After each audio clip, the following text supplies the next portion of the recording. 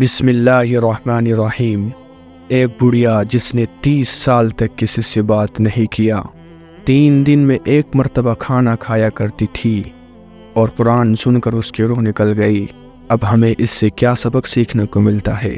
حضرت سیدنا ابو بکر بن عبداللہ رحمۃ اللہ علیہ فرماتے ہیں، ایک دفعہ میں عراق کے جنگلوں میں کئی دن تک حیران اور پریشان گھومتا پھرتا رہا۔ میں نے کوئی انسان نہ پایا جس کو اپنا دوست بنا سکوں۔ اسی دوران چلتے چلتے میری نظر کسی عربی کے بالوں والے خیمے پر پڑی تو میں اس کی طرف بڑھا۔ جب میں دروازے کے پاس پہنچا تو اس پر پردہ لٹک رہا تھا۔ میں نے سلام کیا۔ اندر سے نقاب پوش بوڑھی خاتون نے پوچھا، کہاں سے آئے ہو؟ میں نے کہا، مکہ سے۔ پوچھا، کہاں کا ارادہ ہے؟ میں نے کہا، شام کا۔ یہ سن کر وہ کہنے لگی، میں دیکھتی ہوں کہ تمہارا اس طرح گھومنا بیکار لوگوں کے گھومنے کی طرح ہے۔ ایک گوشے میں ٹھہر کر اللہ عز و جل کی عبادت کیوں نہیں کرتے یہاں تک کہ تمہیں موت آ جائے؟ پھر تم اس کھانے کے ٹکڑے کو دیکھو جو تم نے کھایا ہے، اگر یہ حلال ہے تو تیرے باطن کو روشن کر دے گا۔ پھر اس نے پوچھا، کیا تم قرآن پاک پڑھتے ہو؟ میں نے جواب دیا، جی ہاں۔ تو اس نے مجھے سورہ فرقان کی آخری آیات پڑھنے کی فرمائش کی۔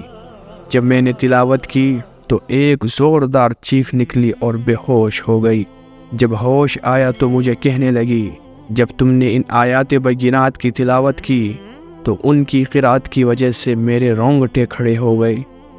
پھر اس نے دوبارہ پڑھنے کا کہا تو اس کی وہی حالت ہو گئی جیسے پہلے ہوئی تھی۔ کافی دیر اس پر یہی حالت طاری رہی۔ میں نے دل میں کہا کہ دیکھو تو صحیح یہ فوت ہو گئی ہے یا زندہ ہے، لیکن پھر میں واپس پلٹ گیا اور ابھی آدھا میل ہی چلا تھا کہ مجھے وادی میں کچھ عرب نظر آئے۔ 2 لڑکے میری طرف دوڑتے ہوئے آئے، ان کے ساتھ ایک لڑکی بھی تھی۔ ان میں سے ایک نے مجھ سے پوچھا، کیا آپ فلاں جنگل میں بالوں والے خیمے سے ہو کر آئے ہو؟ میں نے کہا، ہاں۔ کہنے لگا، کہ آپ نے بوڑھی عورت کے پاس قرآن کریم پڑھا؟ میں نے جواب دیا، ہاں۔ تو وہ بولا، رب کعبہ کی قسم، وہ انتقال کر چکی ہے۔ میں ان لڑکوں کے ساتھ چل دیا اور خیمے کے پاس آیا۔ لڑکی اندر داخل ہوئی اور بوڑھی عورت کے چہرے سے کپڑا ہٹا کر دیکھا تو وہ وصال فرما چکی تھی۔ اللہ اکبر!